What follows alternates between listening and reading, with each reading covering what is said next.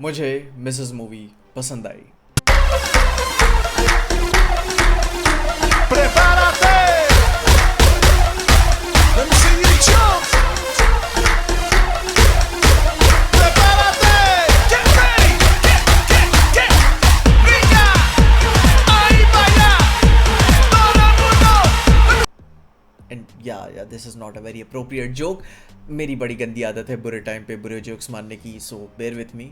जहाँ इस फिल्म के बारे में थोड़ी सी विस्तार से चर्चा करें तो घर की दुनिया में जहाँ हर चीज़ हर काम अपनी भाषा बोलता है, वहीं 2025 की मिसेस फिल्म घर के काम करने के बिल्कुल खिलाफ नहीं है, बल्कि वो एक गहरी छुपी हुई सच्चाई को दिखाता है। जहाँ ये फिल्म देश की उन महिलाओं की कहानी के बारे में है जो पर्दे के पीछे रह जाती हैं और उनकी मेहनत इनविजिबल रह जाती है, जिसकी स्टोरी सिर्फ सब्जी काटने, बर्तन धोने, किसी का ख्याल रखने या 2 रोटी बनाने से काफ़ी ज़्यादा है। रोज़ाना कितनी औरतें ऐसे ही काम करती हैं जो ज़रूरी है पर नोटिस ही नहीं की जाती, और ये फिल्म उन रूटीन्स को डिटेल में दिखाती है। मसला काम करने में नहीं है, मसला है उस इनविजिबल लेजर ऑफ ग्रैटिट्यूड का जो कभी बैलेंस ही नहीं किया जाता। ये फिल्म है एक इंसान की कदर करने के बारे में, जहाँ आप ये मत बोलना कि मर्द भी तो काम करते हैं, उन्होंने कितना सैक्रिफाइस किया होता है, फिल्म में वो भी दिखाया है, पर ये एक प्रोपेगेंडा चल रहा है।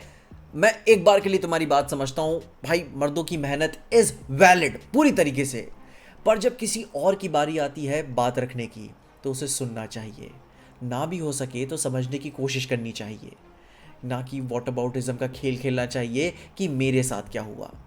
It's their time to perform, तो लेट देम शाइन। जहां उसी छवि के साथ मिसेस फिल्म की कहानी की बात करें तो रिचा एक एजुकेटेड डांसर है।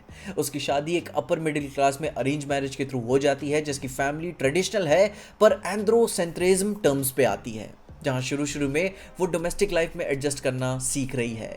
उसकी एटलीस्ट इतनी तो एक्सपेक्टेशन थी कि शादी के बाद इतना तो काम करना पड़ेगा, पर प्रॉब्लम तब शुरू हो जाती है जब लोग उसे इंसान ही नहीं समझते। वो घर की अपनी पति के लिए इमोशनली अवेलेबल सेक्स डॉल और काम करने वाली बाई बन के रह जाती है। She struggles with unequal division of labour, जहाँ औरत को ही सारे चोर्स को संभालने पड़ते हैं और मर्द अपनी रिस्पॉन्सिबिलिटीज़ को बस फुलफिल करता है, और काम भी करना हो तो वो सिर्फ लीजर के लिए करता है। रिचा का पति शादी और सेक्स के बाद तो उसकी तरफ देखना भी बंद कर देता है। दोनों बात करना छोड़ो, एक साथ बैठ के कभी खाते भी नहीं हैं। इवन इन इंटीमेट मैटर्स वो बहुत डिसमिसिव रहता है। जहाँ कहानी में बड़ा मोड़ तब आता है जब उसकी सास अपनी प्रेग्नेंट बेटी का ख्याल रखने के लिए बाहर जाती है, तो रिचा के ऊपर घर की सारी जिम्मेदारी आ जाती है, जो कि शुरू में वो खुशी खुशी एक्सेप्ट करती है। पर जब पूरे परिवार के लिए खेल कूद और घर घर खेलना खत्म हो गया तो रिचा ने अपनी बात रखी कि मुझे भी काम करना है, एंड उसके फादर इन लॉ ने उसे साफ मना कर दिया। एंड जब वो किचन के सिंक का गंदा पानी बाल्टी में रिसते हुए भरता जा रहा था तो पहले रिचा बाल्टियाँ बदलती रहती थी कि चलो अभी चल रहा है काम, लेकिन eventually overwhelmed by the injustices Richa समझ जाती है कि ये ठीक नहीं होने वाला और इस घर की पूरी पाइपलाइन ही चेंज करनी होगी, और जो चीज़ किचन में बिलोंग नहीं करती उसे यहाँ से ले जाना पड़ेगा। एंड में उसका क्रैश आउट होता है, और तुम और हम सब जानते हैं कि जब किसी का क्रैश आउट पहली बार होता है तो वो एक्सपीरियंस कितना एम्बैरेसिंग होता है कि वो देखा नहीं जाता। एंड जो छोटी छोटी चीज़ें फिल्म में दिखाई जाती हैं, metaphors, visuals and even sometimes dialogues के साथ, वो भी नहीं देखा जाता। नाउ अब इस फिल्म को देखने से पहले ही मैं दूर से आग को देख पा रहा था कि लोग क्या बोल रहे हैं इस फिल्म के बारे में, कि इस कल मूवी का 2 लोगों के लिए खाना ये नहीं बना पा रही है, इतनी कौन सी बड़ी बात हो गई, हमेशा से तो होता आ रहा है, तुम कौन सा नया महान काम कर रही हो, एक फेमिनिस्ट प्रोपेगेंडा मूवी है, इसे तो बैन होना चाहिए। तो मेरे देखने के नज़रिए के हिसाब से ये फिल्म सिर्फ 2 लोगों का खाना बनाने के बारे में नहीं है, ये घर संभालने के बारे में नहीं है, यह है उस अनरियलिस्टिक एक्सपेक्टेशन को थोपने के ऊपर कि किसी इंसान को इंसान की तरह ना देखकर उसकी कदर भी लोग नहीं कर रहे हैं। जिसमें मेरा पहला रिएक्शन फिल्म के पहले फर्स्ट एक्ट को देखने के बाद ये था कि भाई अगर तुझे काम करने वाली ही कोई चाहिए थी, खाना बनाने वाली ही कोई चाहिए थी, तो एक काम वाली से शादी कर लेता।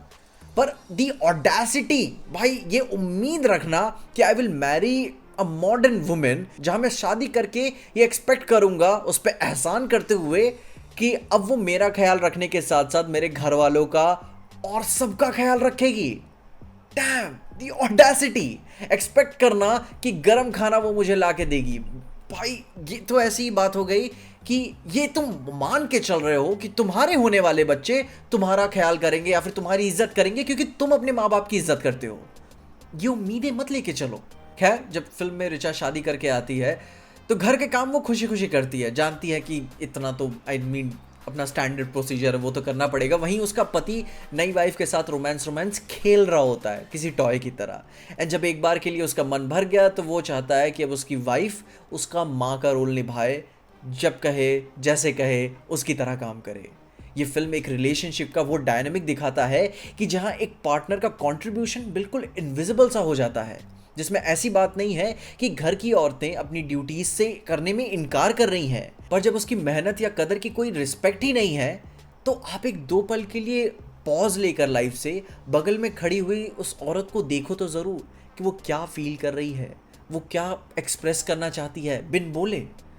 इतना ही कर लिया होता तो शिकायत ही कैसी होती। फिल्म अगर कंडेम करती है तो उसकी मेहनत को हैबिचुअली इग्नोर करने को, और ये एक्सपेक्टेशन रखते हैं कि शादी करने के बाद वो अपनी आइडेंटिटी, पैशन और अपने डिजायर्स को ट्रेडिशंस के नाम पर सैक्रिफाइस कर दे। मतलब कि वो आदिवासी जमाने में थोड़ी ना जी रही है कि बाहर जाते ही उसे लोग मारने के लिए पड़े हुए हैं तो वो तुम्हारे पास दुबक के रहेगी, वो तुम्हारी सारी हेल्प हुआ, तुम्हारा सारा काम करेगी।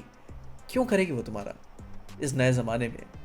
रिचा के ऊपर हर छोटा सा कमेंट, हर ताना उसकी डिग्निटी को तोड़ता चला जाता है। जहां ये एक फेल्ड रिलेशनशिप की कहानी नहीं बल्कि एक ऐसे सिस्टम की बात है जिसमें एक इंसान को इंसान ही नहीं समझा जाता, जहां किचन के टूल को यूज़ करना भी एक डोमिनेंस दिखाने का तरीका बन जाता है। जिसमें आई लाइक द फैक्ट कि मूवी अपने मैसेज को लेकर चिल्लाती नहीं है, ज़्यादातर स्टोरी विजुअली आपको फील कराने के लिए छोड़ दी जाती है, और अगर आप नुआंसेस, फेशियल जजमेंट्स और हल्की सी सरकास्टिक ऊंची आवाज़ पे भी अगर थोड़ा सा ध्यान दे पाते हो तो आप महसूस कर पाओगे कि प्रॉब्लम कितनी बड़ी है। आपको पता चलेगा कि दर्द कितना बड़ा है। जहाँ अगर आप मेरे जैसे शख्स हो जो छोटी छोटी चीज़ों पर ध्यान देता है कि ये शख्स फील क्या कर रहा है, उसे पसंद भी आ रहा है कि नहीं, और फिर भी वो करे जा रहा है, तो वो देख मुझे फिल्म में काफ़ी अनर्विंग सा फील होता है कि क्या ये एक इंसान की बस यही ज़िंदगी है जिसमें शादी करने के बाद बस काम, खाना, घर संभालना ही उसका गोल बन जाता है। जहाँ मूवी मुझे इसलिए भी पसंद आई क्योंकि जो कुछ भी देखने को इसमें मिला है मुझे, वह मैंने चीज़ें देखी हुई हैं अपनी आंखों के सामने, और उन औरतों को भी देखा है जो सेम ट्रूप्स को आगे नेक्स्ट जनरेशन में भी इंटरजेक्ट करती हैं। मैं ऑन रिकॉर्ड बोल सकता हूँ कि this movie is not an exaggeration. मैंने ये चीज़ें देखी हैं और अनफॉर्चुनेटली देखता आ रहा हूँ। जहाँ मैं ये भी तर्क समझता हूँ कि पहले तो यही काम करने में औरतें प्राइड लेती थी, अब क्या हो गया, बाहर यही काम करती हो तो खुशी खुशी करती हो, घर में करने में शर्म आती है। पर there is a difference of choice. वो टाइम अलग था, इंस्पिरेशन अलग था, सर्वाइवल के मतलब अलग थे, एंड आज ज़िंदगी बिताने के तरीके अलग हैं जो आज सेम पर्सपेक्टिव से पहले की तरीके से नहीं जिया जा सकता। एक छोटे से शहर से निकला हुआ लड़का यूरोप में एक सुपर मॉडल बनता है जो पहले इंस्पायर होना कोई मुमकिन नहीं था। प्रॉब्ली तुम्हारे हमारी तरह पहले के टाइम में वो भी खेती ही कर रहा होता, पर ज़िंदगी ने आपको मौका दिया है कुछ बड़ा और बेहतर और नायाब करने को, तो क्यों सिर्फ एक किचन में 2 रोटी कबाब पुलाव बनाने में अपनी पूरी ज़िंदगी बिता दो। जहाँ अब ये मत मानना कि कोई भी काम छोटा बड़ा होता है, हर काम की अपनी इज्जत है, पर ध्यान देने वाली बात यह है कि पोछा मारने वाले को अब दूसरे ही दिन बदल सकते हो क्योंकि वो लिटरली कोई भी कर सकता है, पर एक अच्छा अकाउंटेंट, एक अच्छा डॉक्टर को ढूंढने में लोगों को महीनों लग जाते हैं। एंड बाय द वे, जब मूवी मुझे पसंद आई गई है तो women, I am waiting for you in the DMs. I am sorry, I am very bad at making jokes. मैं बस खुद के लिए ही फनी हूँ। जहाँ यस, मूवी मुझे जेन्युइनली बहुत पसंद आई। शुरू के 20 मिनट इतने अनसेटलिंग थे कि उस नए ज़माने की औरत से क्या क्या एक्सपेक्टेशन लगा के लोग बैठे हुए हैं, और बेचारी वो काम करे जा रही है और फिर भी उसे एक्नॉलेज नहीं किया जाता, बल्कि कंप्लेन्स ही कर रहे हैं कि नमक कम है, फलाना ढिकाना नहीं हो पा रहा, कैसे कर रही हो, मतलब यू नो द ड्रिल। जिसमें इसके विजुअल्स और मेटाफोर्स ही सारी हैवी लिफ्टिंग करते हैं, तो वैसे फ़ोन मत चलाने बैठ जाना, देखना बहुत ज़रूरी है। उन गुब्बारों का घर से ना निकल पाने से लेकर खाना, और मेरा पर्सनल फेवरेट जब सिंक का गंदा पानी नीचे से रिस रहा होता है तो आखिर में वो उसका क्रैश आउट बनता है। जिसमें एक और बात है जो मुझे बहुत पसंद आती है कि जो छोटे छोटे डायलॉग्स है ना, कि जब बोलना होता है कि ठीक है, सरकास्टिकली, ज़रूरत नहीं है, वो लुक जजमेंट वाला देना, तौबा यार, that was hauntingly so gripping. इसे हॉरर मूवी का नाम देना चाहिए। And this is how you create cinema as a language, बिना अपनी छाती पीटे हुए अपने सीक्रेट्स को बता देना। जिसमें Sania Malhotra did a really really good job. बंदी की परफॉर्मेंस की एक सीन में ऐसे दिल पियर्स तब हो जाता है मेरा, जब वो इंटरव्यू देने के लिए जा रही होती है और उसका ससुर आ जाता है और उसे मना कर देता है, एंड उसके बाद वो 4 सेकंड का स्टैटिक शॉट पूरी फिल्म का सबसे भारी 4 सेकंड था।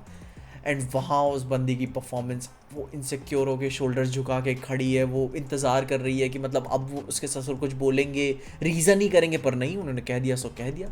And that was the moment जब मैंने पहली बार मूवी को पॉज किया एंड बोला कि what the was that. It's so deeply rooted in our minds कि गलत नज़र ही नहीं आता.